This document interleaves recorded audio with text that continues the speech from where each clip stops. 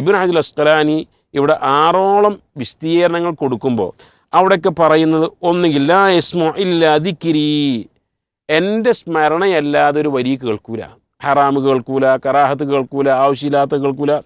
വലാ യതലദ്ദദു ഇല്ലാ ബിതിലാവത്തി കിതാബി, എൻ്റെ ഖുർആൻ പാരായണം കേൾക്കുന്നതിലായിരിക്കും അവന് ആസ്വാദനമുണ്ടാകുക. വലാ യഅനസു ഇല്ലാ ബിമുനാജാത്തി, ഞാനുമായുള്ള രഹസ്യ സംഭാഷണവും ഇബാദത്തുകളും നടക്കുന്നതിലായിരിക്കും അവന് ഇഷ്ടമുണ്ടായിരിക്കുക.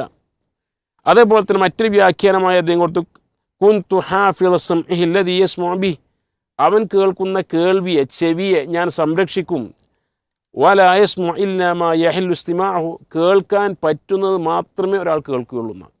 ഇങ്ങനെ ഇത്തരത്തിലുള്ളൊരു വ്യാഖ്യാനമല്ലാതെ പരിധി വിട്ടുകൊണ്ട് ഒരു വലിയ ഇഷ്ടം പോലെ തോന്നിയതുപോലെ തോന്നുന്ന സന്ദർഭത്തിൽ എന്തും ചെയ്യാൻ സാധിക്കും എന്ന ഒരു വ്യാഖ്യാനം സത്യത്തിൽ ദുർവ്യാഖ്യാനം മാത്രമാണ്.